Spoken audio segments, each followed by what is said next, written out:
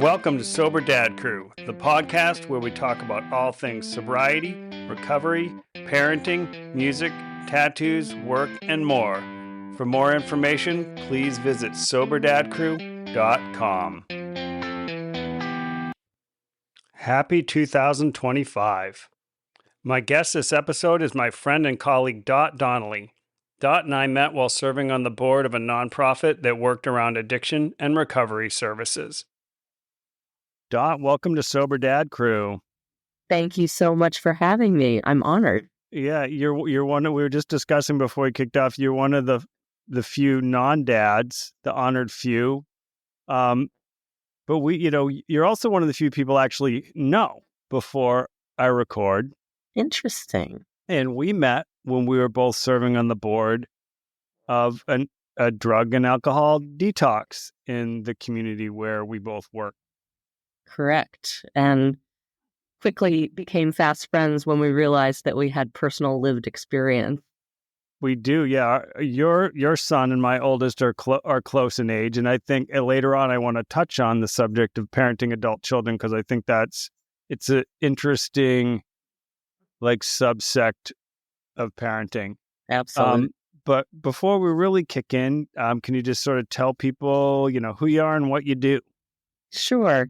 Well, who I am is Dorothy Harrington Donnelly is my full name, and I use my family names because they are part of this story.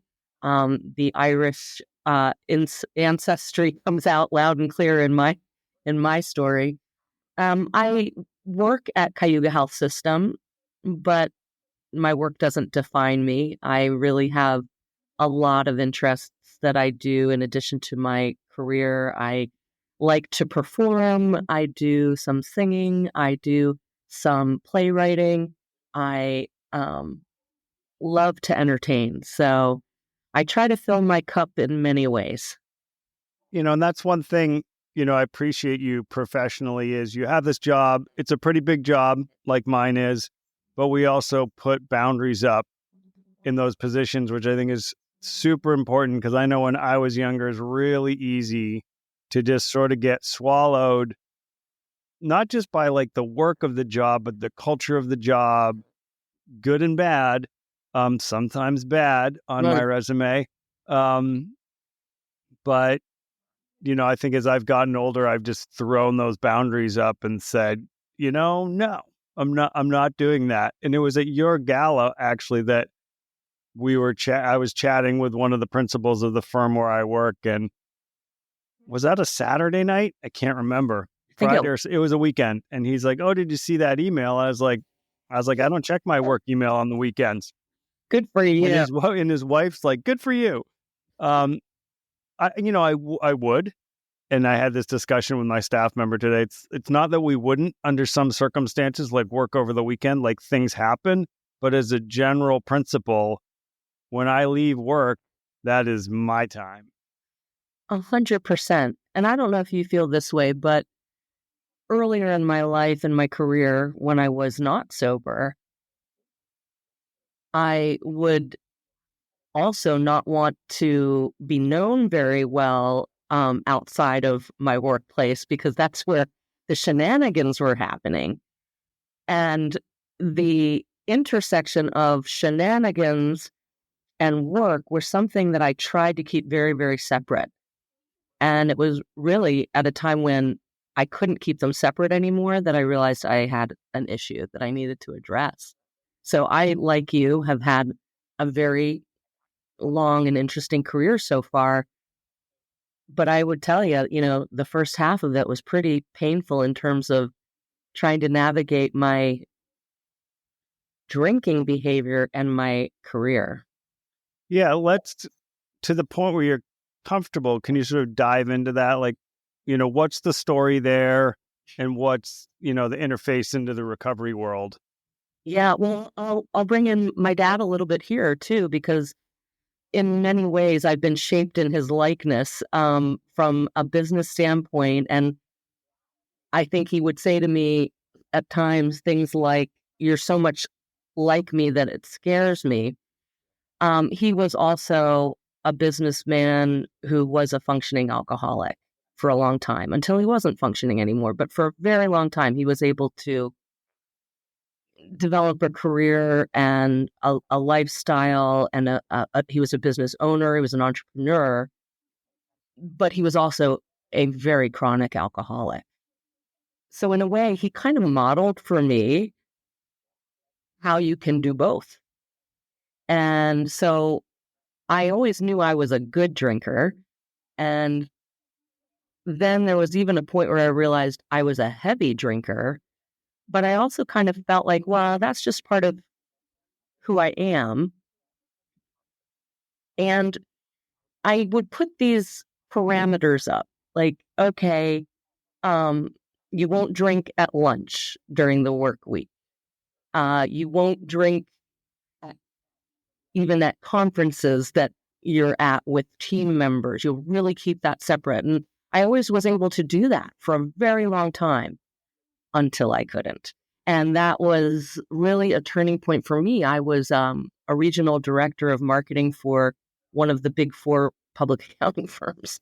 And I was putting on a conference for my team, 20 plus marketers and other guests.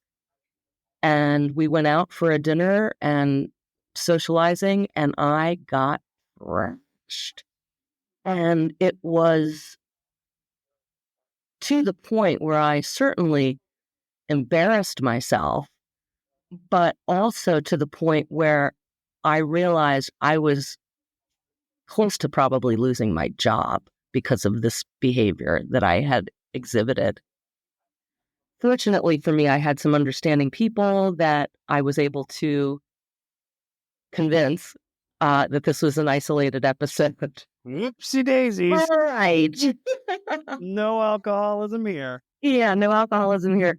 And then, of course, it wasn't the isolated incident. And of course, drinks started to come into lunchtime. And anytime I could create an opportunity for drink to be involved in my work, that was my preference, to go to dinner and drinks.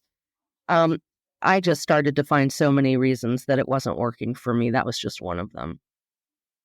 My dad, to just kind of go down the lane with him a bit, because he was such an incredible influence in my life.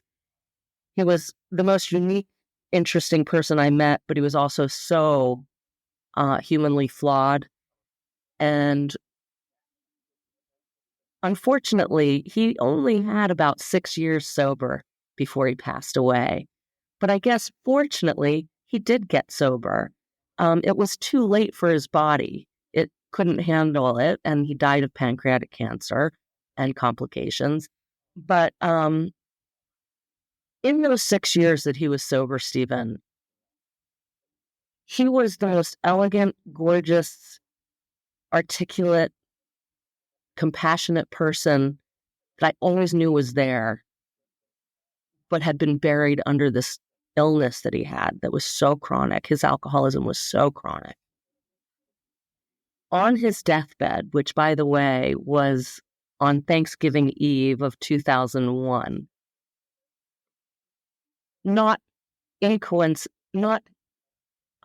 it is not coincidental that my sobriety date is also Thanksgiving. But 7 years later, after his death, on his deathbed, he said to me something that I didn't understand at the time. He said to me of my 10-month-old son, Dorothy, on his deathbed, the day he died, Dorothy, don't let alcohol cloud Connor's life. And I sat there and I thought, okay, he's telling me not to let him get into boozing around the teenage years like I did. Just don't let him get into it. It was not until 3 years later, in the depths of my final days of drinking, that I realized he was talking about me. Wow. He was talking about me.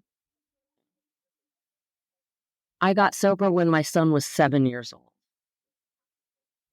In many ways, I regret that it wasn't sooner, but at the same time, it's the bravest, most generous gift I gave him. And it was not easy. I took him to meetings and put him in front of a DVD player with the headphones on. Whatever it took, I was going to get there to those meetings. And I had a picture of him in my notebook that I took to those meetings to remind me why I was doing this, to break the cycle. My dad's dad was the kind of alcoholic you would have read about in like Angela's Ashes. It was just really, really bleak. And pretty much all of my dad and his siblings were also alcoholics. And then it started to trickle into my family. So my brother and I are sober.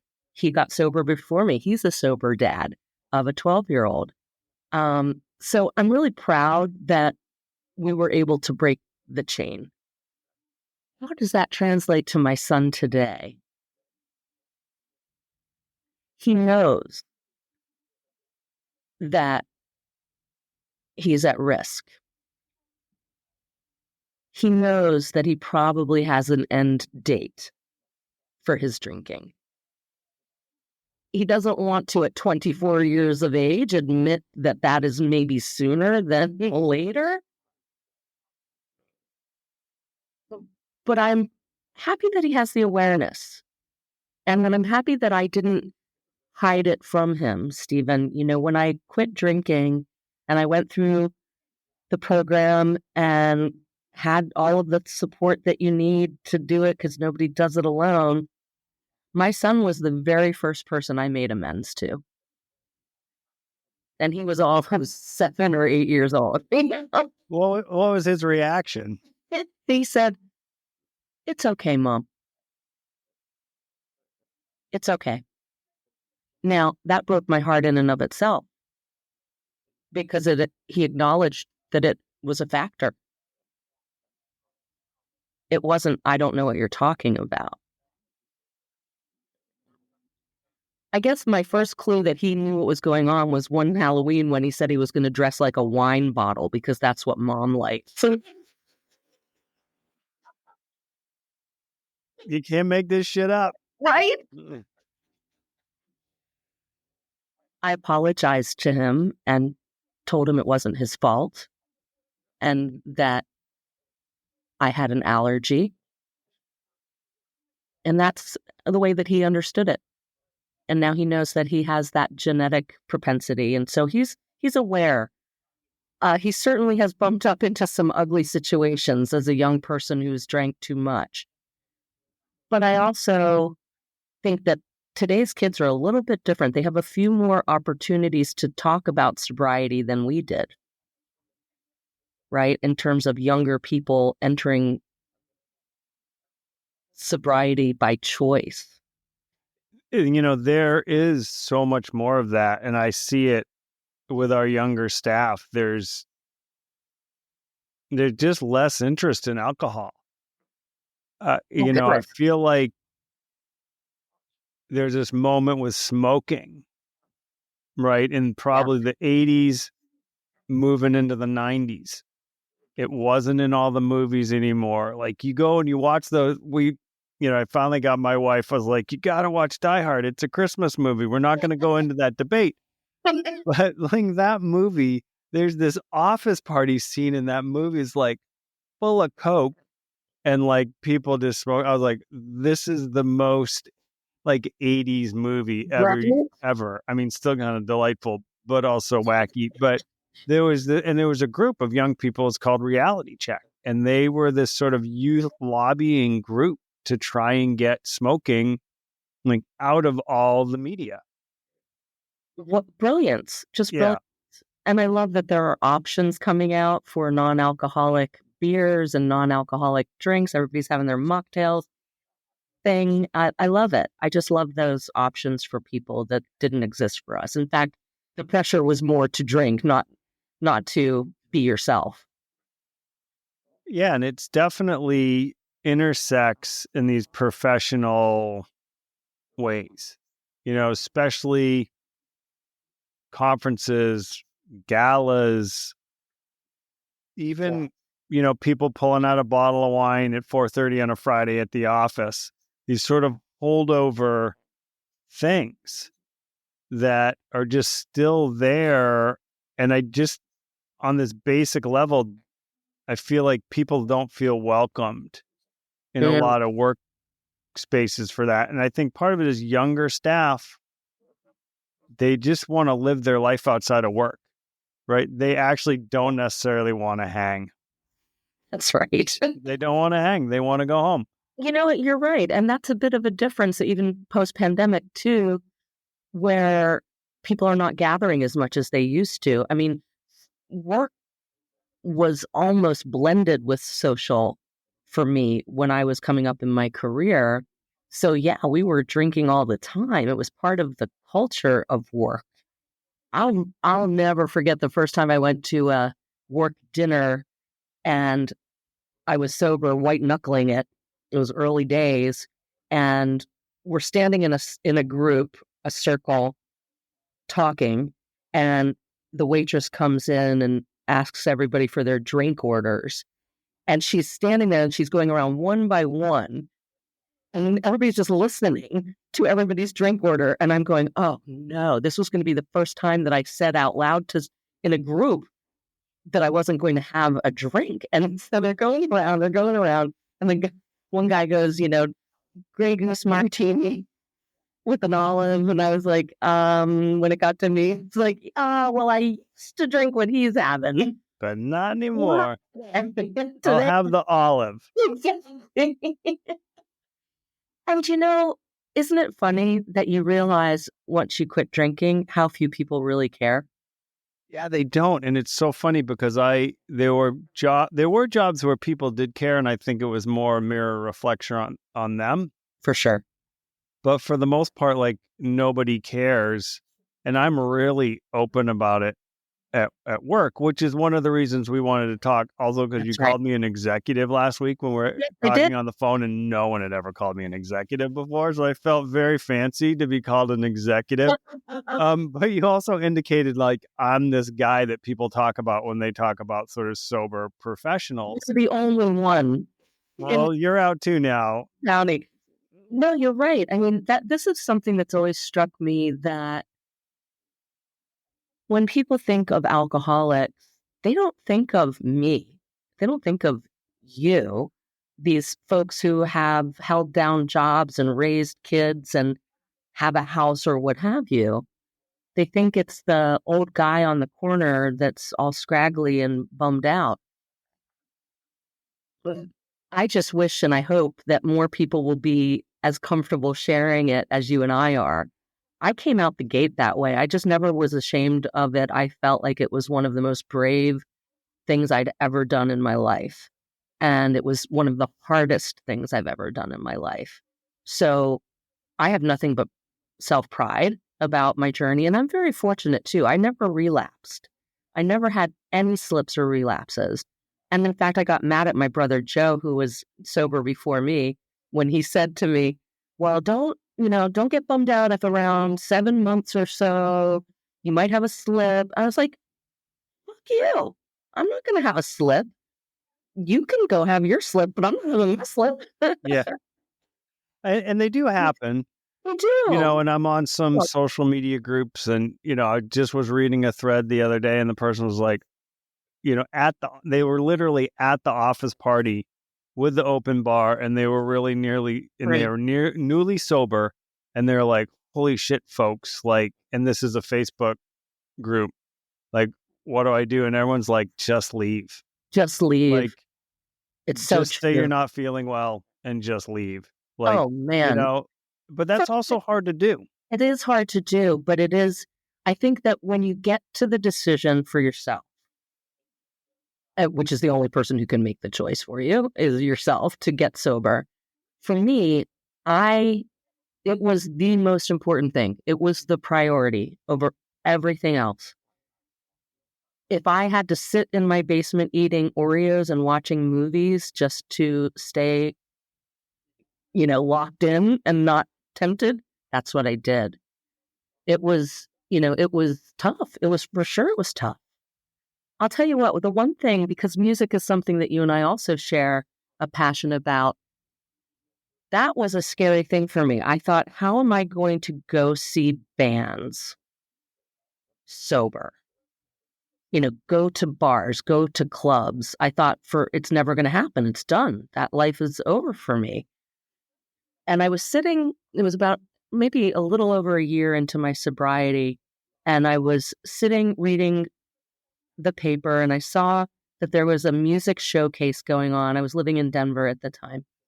And there was a music showcase going on that day. And I read some of the bands and I thought, okay, this is it. This is the time. I'm just going to go. I'm not going to tell anybody. I'm not bringing anybody with me. I am going to go to this music showcase. I'm going to see bands. I'm going to walk into bars. I'm going to sit there and listen, and I'm going to be sober when I do it.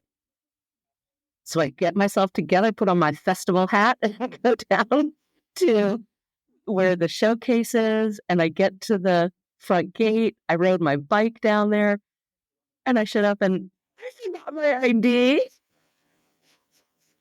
Because you didn't need it anymore. Right. But I said to the guy, you had to show one to get in anyway. And I said to him, you're not going to believe this, but I'm just a year sober. And this is the first time I'm going out to see music, which is my love.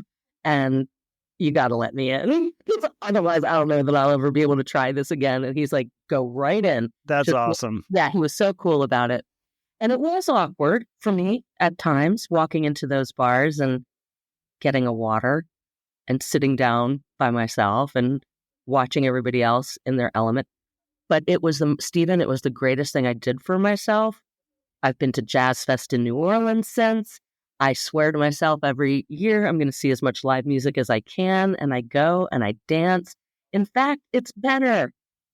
Yeah, you see the show, you enjoy the show. Yeah. Your head's not spinning. And it's interesting. I interviewed the owner of the Empty Bottle in Chicago. And he was saying, I think it was in 2023, when he really introduced a strong NA menu. And it grew 600% in sales in a year. Wow. And, some of that was actually people spinning off, right? If they drank, having one beer and then switching to like an NA Guinness or whatever.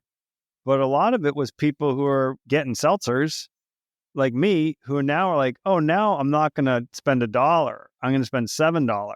So, there's also sort of a business model, but the demand is there. And he really just leaned into it. He said all those drinks were totally identifiable because he didn't ever want a mistake because he was sober. He didn't want anyone to ever get the wrong thing. Awesome. And like that growth was incredible. And they're a music venue. Amazing. And, it's coming. I was just recently at a new bar in Ithaca, and I said, can you show me your NA menu? And they didn't have one. And the bartender, she made me something good. But I was like, really? It's fucking 2024, and you just opened, and you don't even have like an NA beer on the... Yeah. That's it's just bad business. That's missing the market for sure. Yeah, it was sort of astonishing to me, and I sort of said, well, see how long you're around. Yeah, I've been pleased that I've gone to some business events at the conference center or at the Statler, and they've got NA beers there for us. I'm thrilled about that. I love that because I do like a good taste of beer. But, there still are these funny intersects, like any Chamber of Commerce business after hours. What's like the last giveaway they do are always the bottles of wine. Right. There's always... The year, too, is very interesting because people give out a lot of gifts, right? Yeah. And a lot of the times it's bottles of wine. Yeah, I worked at a company in Ithaca, and they kept it all in my office, which I thought this is totally safe with me. There's like aces of wine and beer in this office. And I'm not going to touch it. It is totally safe with me, but it was. But I had a client there and she was sober, long time sober, 20 plus years. And I went and I bought root beer. I bought Ithaca beer root beer for her. Nice. And I said, like, we're not, I can't give her this gift because that would be wrong. But the other thing I think about is you just don't know.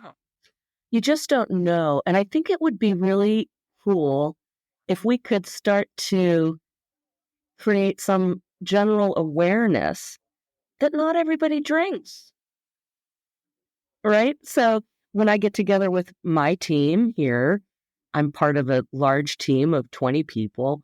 And, there's always opportunities for us to get together and go for happy hour I don't know. Everybody just assumes that everybody drinks. And then I let them know, no, I haven't drank in 17 years.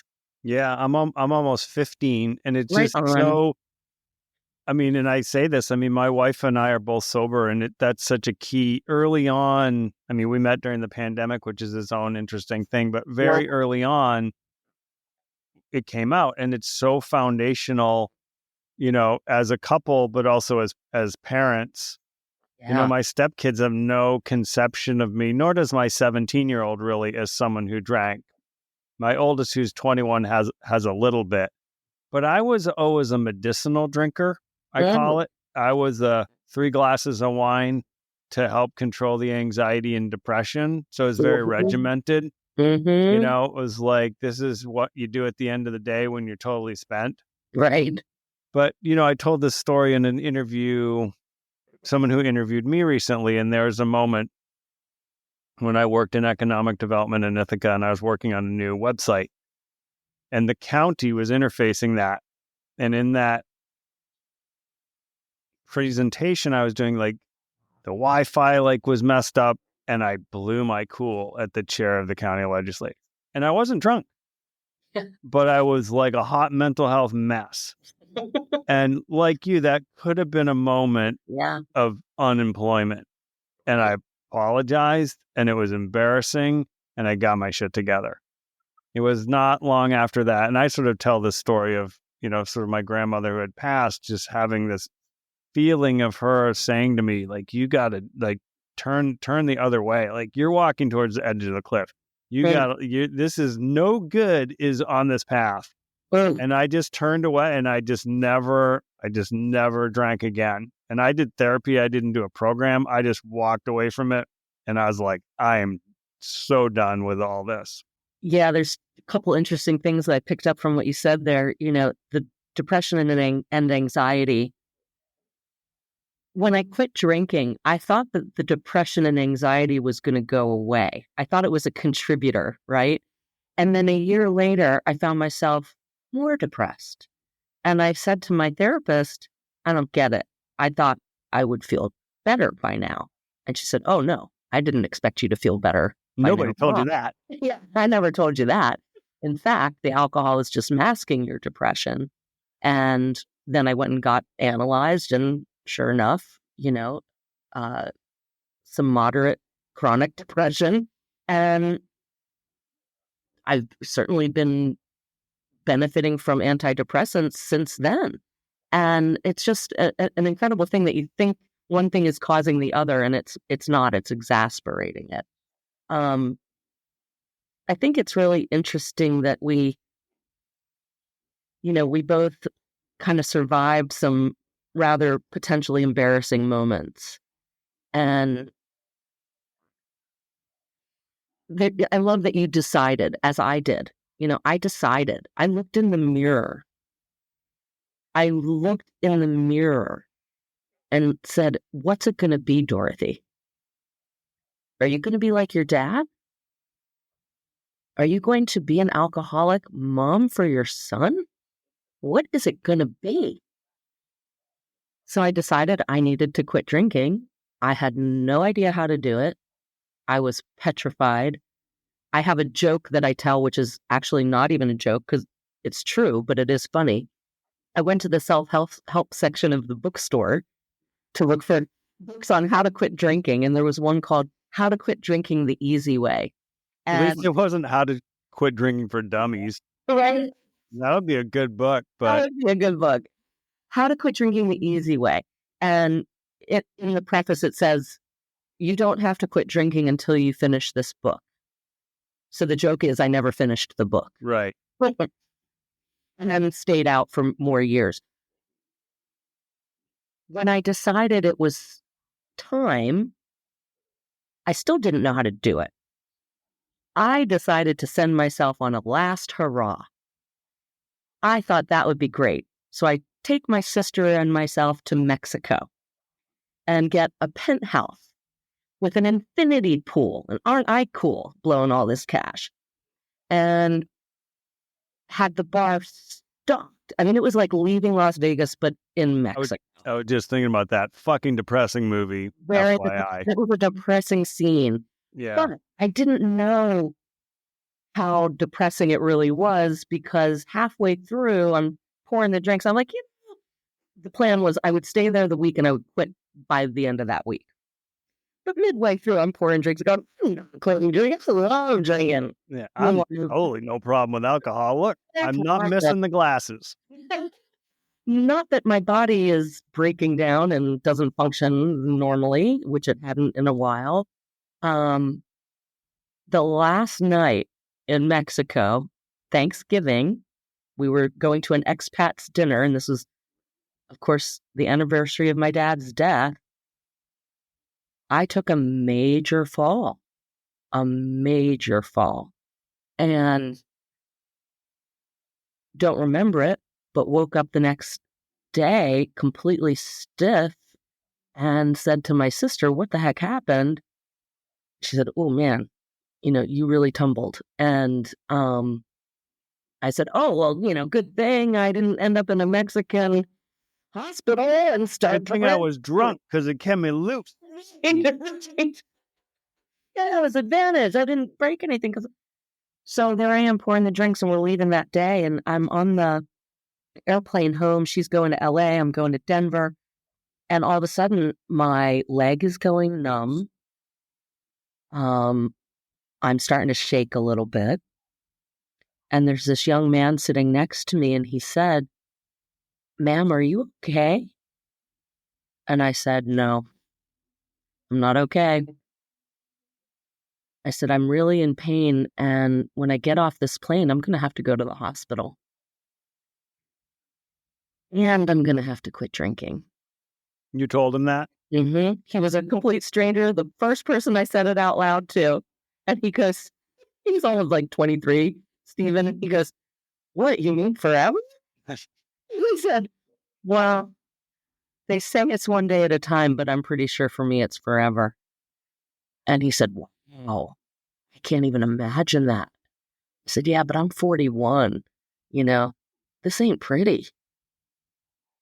Yeah, and you can see, folks who are our age, who keep it up, you don't look good. It's so true. But also a moment for a little PSA. It's not always good to just stop on your own, especially alcohol. It can be very dangerous. True.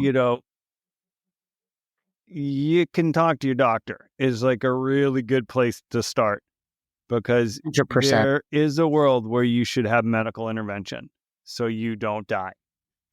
Absolutely. PSA. And I have had relatives in that situation. So you're right on to say that.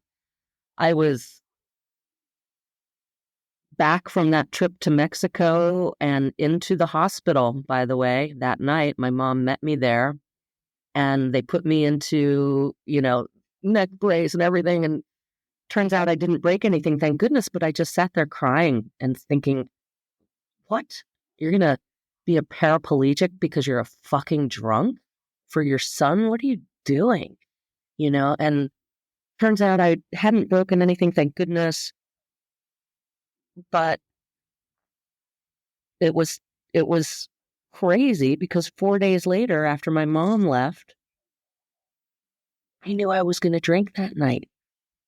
And I thought, how the heck can this be? How can you be craving drink after what you just went through? It was that moment, Stephen, that I looked up a meeting. I wasn't supposed to be driving, but I got myself into a car and I drove to a meeting. And I walked in there and I put in a call to a psychologist that I knew asking for a recommendation to an addiction therapist. I put in a call to her. So by the time I came out of that meeting, she had called back and I was on my way. Like you, I had the fortunate experience of having a therapist, but I also did do AA as well.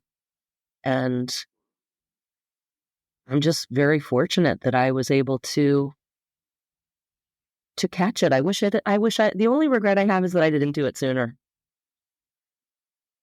Yeah, but you did it. And I think that's really the piece. And I think there's, people have such fear, I think, of what it's going to look like, how they're going to be, and I think part of that power of being open and sort of recovering out loud is that kind of catchphrase now is like, we're not the person on the corner, and you travel the same streets I travel. Yeah. In Ithaca right now, and those corners are grim.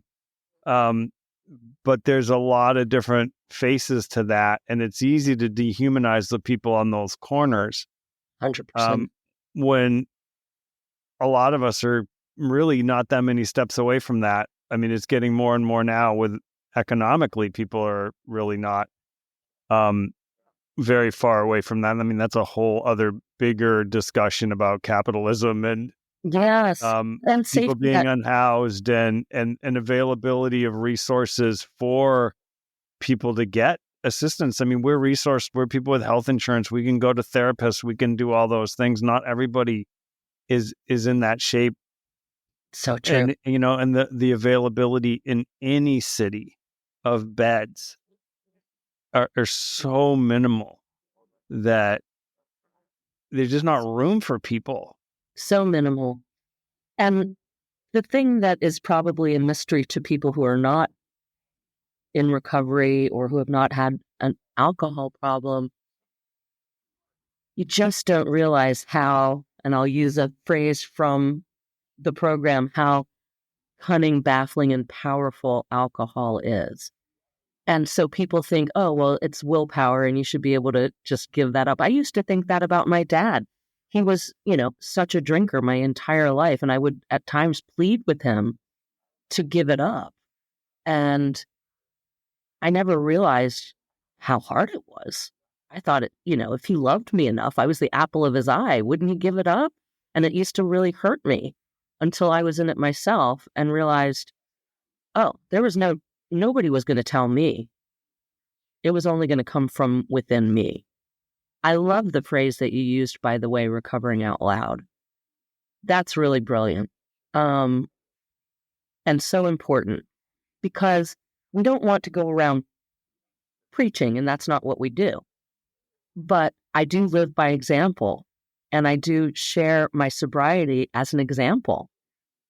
And anytime that somebody wants to talk to me about their drinking, I'm open to it. I never bring it up for them.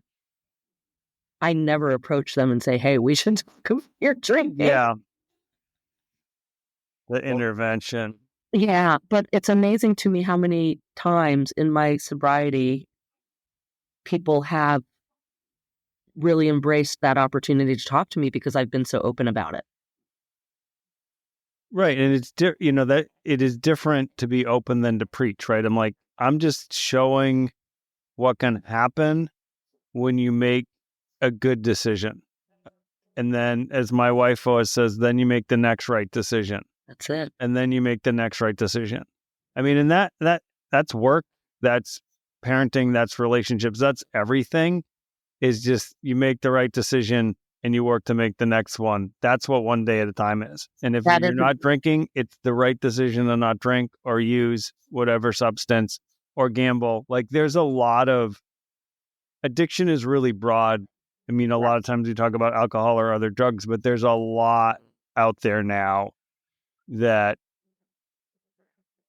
people can get addicted to. And there's this whole realm, if you watch like younger kind of teens on social media, they're getting these dopamine hits, right? And in a lot of ways, it's just mirroring what they're seeing other people do with a drink at the end of the day. So you are showing a good example of, just looking at something that's a problem and addressing it.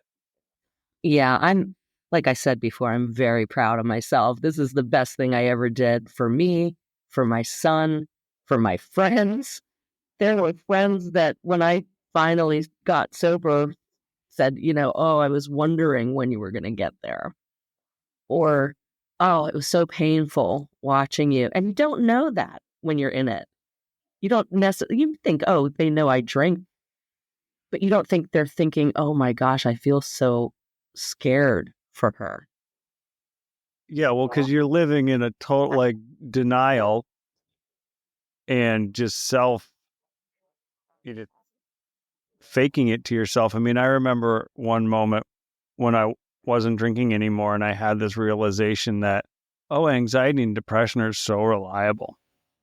They will be there for you, and like alcohol too, and your addictions, they will be there for you. They love you. They're like everybody else, they don't really like you. But these things will be there for you. And I remember I was like walking on Cuga Street and I just had this realization that, all right, like anxiety and depression are so reliable and I have to fight against the tendency to rely on them because it's a comfort in its own way. It's so easy to just be like, oh, this is me and this is how I am and the world's against me. And, I don't even know what spurred that moment, but it was a really kind of transformative moment of just like, oh, right. Like I've stopped drinking, but there's other work to be done. 100%. By the way, yeah, I have been sober 17 years, but only within the last 5 did I do some of the really deep trauma therapy that I needed to do from some childhood stuff. And it changed me completely. I keep getting better at being able to manage the anxiety and depression and understanding that there are triggers that I am now aware of. And so I can see them coming, I can control them. And it's really important to do that because if I don't control my anxiety and depression, that leads me right back to a reason to drink. I am sick. I'm never going to be okay. My life is such that I deserve this, whatever it is. I have removed all of those excuses and have done so much personal work beyond just getting sober. You're so right. It was the step that allowed me to really grow beyond my wildest imagination. If I had kept drinking, I first of all wouldn't be here. Second of all, would never have had the personal growth that I've had over the last 5-10 years. Never. Yeah. And for me, that anxiety, it had such a workplace play out, as a single parent for so many years. And I entered into that being kind of underemployed. So like money was like super tight. I mean, there was 3 of us in a 2-bedroom apartment. I slept in the living room. I gave the kids the bedrooms. They were with me every other week, but I slept in the living room as this converted barn. And I was so like paranoid about making mistakes at work, and the anxiety just fed into that I made more mistakes. I mean, it was becoming like this self-fulfilling prophecy. And I even said, was talking to my 17-year-old, and she's, she wants to be a nurse, and she's a senior, she's applying to schools, and she was so nervous to start applying.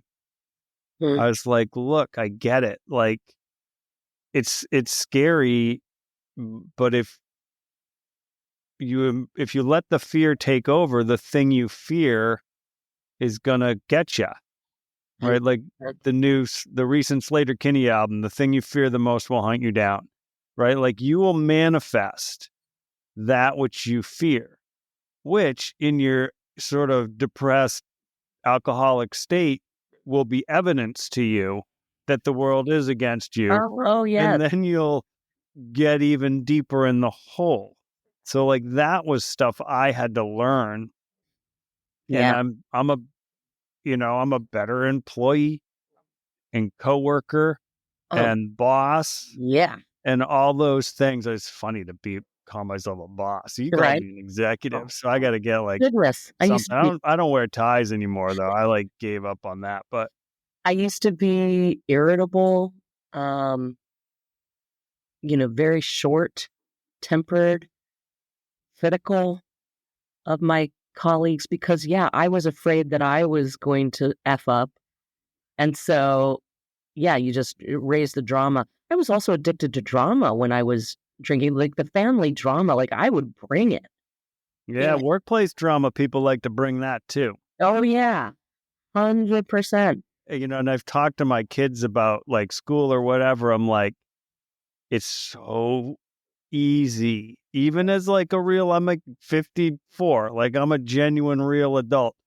And it's really easy to get caught up in that workplace drama, boy. Ooh, it's Oh, pretty boy. fun. Ooh, Is it? saucy. Go. Stay out of it. Stay out of Stay that. out of it. One of the greatest things to combat my anxiety has been to give up seeking external validation. Mm. Of course, I still want to please people in natural ways, but not as a way to kind of combat my own fears and anxieties. Yeah. That I used to seek that all the time, that praise, that Oh yeah. I'm a people pleaser of expert level.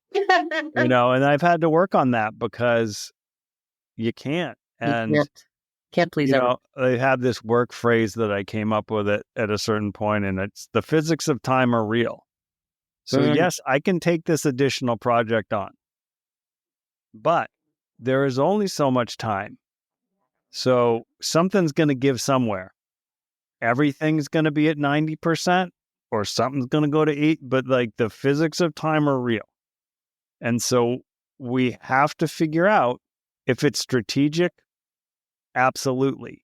If everything's strategic, that's when you push up to the peak of the mountain for a little while. You just can't ask people to exist at the top all the time. mm, so true. Um, and I think that's what's a challenge in, your world of healthcare is a lot of, if you're a nurse, you just are always operating on the highest level and it's got to be exhausting. Yeah, I do. I do feel for our professionals who have such high stakes in their roles. And I hope we can just continue to embrace how healthy choices really support our goals and aspirations. They really do. And to say no, just say no to that fear and anxiety that creeps in and just realize that, first of all of this is just an illusion anyway. That's how I make sense of things is like, okay, well, this is all just, this isn't real. You'll be leaning into that for the next 4 years. Right? So I just think there is enough. Yeah, there's enough external stimulation to hit at us and try and knock us down. There's also just another counterbalance to that, which is not taking that external validation as your reality and really creating the world that you want to. That's what I'm doing right now. I am embracing my creative side. I'm embracing my strategic work side. I am fully embracing being the parent of an adult child, which you may want to talk more about. But um, this is one of the best chapters of my life so far. Yeah, I've liked getting older. Yeah, I me. have to say, the decades have gotten better. I mean, for me, there's stress. Like my mom's in a memory care unit. And they're not local. Like all those things. It's interesting to be, being interviewed and someone said like, "Who are you?" And like I added son back into that list, and I hadn't thought about myself as a son for a long time. But I'm like, oh right, Yeah. that's like a thing again. And still an active dad. And so it's an interesting balance. And a lot of people find themselves in that. What do they call it? The sandwich generation. Sandwich Yeah, generation. like Yeah. that is really a thing. And It's a lot of and stress. thank God for like being clear of mind. Every time something hard comes up, I feel so validated in my sobriety because You think about, I would never have been able to navigate this when I was drinking. 100%. And there's do you know the musician Dave Hawes? Do you know him? No. He's sort of a folk punk guy, and he has this lyric, and he's like, we can grieve it later, but put the pedal down. Mm. And we've had a few moments, where I'm like, okay, like this, I can grieve this later, but right now it's on, and I'm clear headed, and I can help be present for my family and get us through what's happening. Oh my And gosh. later I Totally. can, grieve it. I'm not saying don't ever grieve. I'm saying there are moments where in your clarity, you can kind of flip the switch and you're like, right now, I got to be on. I got to take care of business. I got to keep people safe. And then there'll be a time for me to deal with this. And I remember, man, this was like my 17-year-old, she was an emergency C-section. I remember my boss at the time was like, he's like, yeah, you'll file that away and sometime it'll come back out at you or something. I don't know. But you can't file things away forever either. Like that's the other side of mental health is knowing you got to unpack the stuff. Well, and especially if you want to break the cycles. My son, when he was about 14, began a mental health crisis that lasted 7 years. And if I had not been sober, we would not have made it through. And we did. It was hard. It took everything I had. And I think to myself, thank God I was present and able to help. I mean, it makes me almost shudder to think if I had been continuing to drink, how much I would have messed up my son's life and not been able to support him through this and help him be proud and learn about addiction. He's very proud of me, which is a beautiful thing. And I just think, oh my gosh, how close it was to being a disaster. I'm so grateful that it didn't turn out that way. Yeah. I mean, because we probably wouldn't be having this conversation. And I mean, because all that stuff, it just builds and builds and builds and spins on itself. I mean, that's the cycle, right? Like you broke the cycle before that crisis happened. You can't break it in the crisis. You have to break it before the crisis. Well said. I just thought of it every once in a while. I am in marketing. So, like I can turn a pretty phrase from time to time. That was a good one. I'm going to use it. Yeah. I don't copyright any of the wisdom. It's out there for the world, My family has lost people to alcoholism and drug use, and it's sad to know that those people are gone because of this disease. And it just also goes to show how devastating it is, no matter your circumstances, because my cousin, there were cousins that matched up in age, and this cousin, Eric, was the cousin my age, and we were really close. And he died from drinking and opioid use. And I don't think there was anything anybody could do to help him. And there are just some of those cases, right, that just are so far gone. But I just hope that families also realize that even if it is a genetic propensity, that you can win. You don't have to give up and say, well, these are the cards I'm dealt. And that was something that I told myself a little bit earlier on before I quit drinking was, well, this is the Donnellys. How we roll. Nickname was the Denialese. Yeah. This is how we roll. And Into we the roll grave. Yeah. And we lose people because of it. And, and I think that is like such an important message is it's survivable. It is. And there's a lot of ways. There's 12-step. There's a lot of resources out there. There's a lot of great stuff online, a lot of community. I mean, certainly, True. Ithaca has some incredible recovery groups. Stephen, you're so right, because a friend of mine got her support on an app online. She's 10 years sober. Yeah. I've never conceived that. I was like, oh, I have to go to AA. Yeah. I want to go to a treatment program, but so I have to go to AA. Yeah. And I think that that's the world now, right? I think it's a lot of things. It is, people are just more open. Like I have, connections on LinkedIn because I post these podcasts on LinkedIn, which no one's hating me on it. LinkedIn people used to not want anything that wasn't business. Only business on LinkedIn. Right. And I had, it's a consultant that works with my company a lot, and I won't identify this individual because they don't publicly, but they reached out to me and said, "Oh, that's amazing. Just, between, the two of us, I'm sober too. I wish they felt comfortable putting it out there. Maybe someday they will. That's also their right to do what they want. Of course. But, knowing that, and it's another person you'd never guess in a million years, right? That's the other thing. You'd like, Isn't that you interesting? never guess. I mean, I've certainly interviewed people, who had ended up homeless. I was living under a bush, right? So I've certainly had that extreme of people on here, but a lot of the people that I talk to are just getting through day by day. They're going to work. They're still doing the things.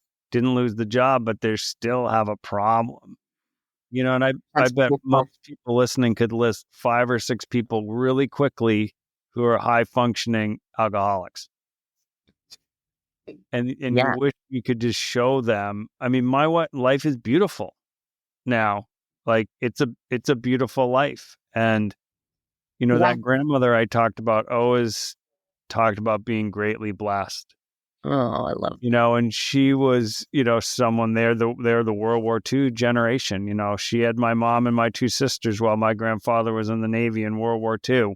And those were hard times in the Pacific Northwest. I mean, people were scared. There was, it was hard. And she just always talked about like, my life is greatly blessed. It didn't mean it was easy, right? No. Nobody promises you easy. And I've said that to the kids. No one promised you a smooth road, straight, flat, no hills, nobody promised you that. That's not the promise. No, there are peaks and valleys. Yeah, the promise is like opportunity if you try. And you can like make mistakes and you can come back from those mistakes, because I lived in fear of mistakes for so long. Oh gosh, me too. Oh, me too. Well, I love what you just said, and it's true. Life can be joyous, and I had forgotten how to laugh for real when I was drinking. I forgot. I would see people in the park or somewhere and go like, "What are they having such a good time about?" I don't understand. And then, once I got sober, laughter started coming back. Just simple pleasures, going for a walk in the sunshine that I couldn't even imagine when I was in the drink. I didn't think to even do those things, right? It just wasn't. Why would I go on a hike when I could be drinking? Yeah, I remember this moment. It was after, stopping drinking, and I was on an antidepressant and doing therapy. And I remember having this moment where I was like, I remember this guy. I actually like this guy being me. That's He's a little quirky, right? Like, I was like, oh, I'm back. Like that. This is who I am. Yeah, This is who I am. more authentic than ever. And yeah, and liking yourself well enough. And then also just be at times. Like when I was not well, somebody said to me, while I was trying to get well, they'd say, it's okay to not be okay. And now I say, it's okay to be okay. Yeah, I was talking to a coworker today. We're going for one of our lunchtime walks, and I was talking about, when I wasn't well and people said, "How you doing?" And I would say, "I'm good." So I will never tell people I'm good, because it was a total lie. I wasn't good, but it was like the fake answer. "Oh, I'm good. I'm good. No problem. No problems here." Even my, doctor at the time, when I finally was like, "Oh, like this is going on," she's like, "Whoa, yeah, like I keep my job. I do." So that's the other reason I'm like public too, is like, oh, I hope she learned something, right? Mm, Like, and yeah. she even said, and I respected this, like in a healthcare provider, she even said, "I should have dug a little deeper. I should Oh, have dug below the surface a little more. I was having all these migraines, all this stuff." oh, interesting. But nobody is as good as we are at hiding stuff. Yep. Right. But I bet if she had, and I was like, damn, I respect that, because doctors don't usually do that. That's true. It's the humble moment. Right. So I was like, all right, respect for you also for, you know, like learning. And it wasn't an apology per se, but it was like a An moment of like acknowledgement, an right? acknowledgement that, maybe this could have been straightened out a little sooner. Maybe not, but, it was an interesting moment. Yeah. Well, this time of year strikes me as one that is very challenging for people. I know I have some very disturbing memories from Christmases of the past, but I also, I just have such great hope for the type of support that is out there for folks that maybe they don't even, realize. And by doing this podcast, I just commend you. I know that every time you air it, somebody's going to hear something they need to hear. Every time you air it, somebody's going to hear something that they know resonates, but they had never heard it before. And only drinkers can speak that language, right? I know that when I went into AA meetings, one of the most comforting facts about it, as uncomfortable as it is at times, the most comforting thing was to just go in and be with other people who knew what I was going through, who understood the challenges of sobriety and living a sober life. And the amount of support that is out there is just remarkable. And so, Stephen, I just want to thank you for what you're doing and for allowing me to insert myself into your podcast episodes. Absolutely. I mean, I think, together as a sober community, there's a lot of strength there. I really believe it. And I think our voices are important. I think both on a one-to-one helping individual people, but I think our voices are really important in making sure resources are appropriately applied, and that we reduce stigma over addiction. It is a disease. It is, if it was cancer, all the mental health things seem to have this different genre of judgment applied to them, by much of society. And it's just so important for people to understand it. Like, people, they're just sick. They're sick. They're addicted. Yeah, they're addicted. It is a disease. But that there also are treatments. And, and I think, another important thing is sort of that intersection of like the Al-Anon world of like Right. people impacted is really an important thing to talk about. Like, people carry the weight of being around, people who've struggled with addictions, and, in any of the myriad ways they present themselves. Absolutely. I think one of the most wonderful things about Al-Anon is it helps you understand that you didn't cause it, you can't control it, all of those C's, but people need to get support, whether they are the person in the disease or they are associated with the person in the disease. So they're a family member, a loved one. It's hard to understate or overstate the impact on the person who is not the drinker, but is in the path of it. Well, and I think that's part of breaking the cycle too. Yeah. Because that, there's an intersection point where you can try and actually keep people from ideally even starting or going down that path. Wouldn't that be marvelous? I started drinking very young. I don't know about you, but I started drinking at about 12. And it was partially culturally accepted in my family that everybody got a shot of whiskey when they had a cold. And wine and beer were drank at the dinner table didn't matter what age you were. So in some ways, I know there are other cultures where that exists as well, but it's introduced early on in a family cycle.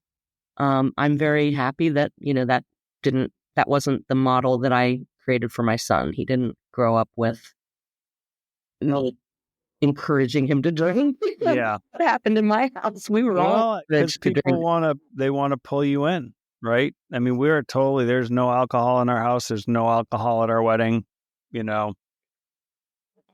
doesn't bug us if, we go out to eat or whatever, or concerts. I mean, people drink, like we're able to not be bothered by that. But, that is time and effort to get to those points. It really is. It is.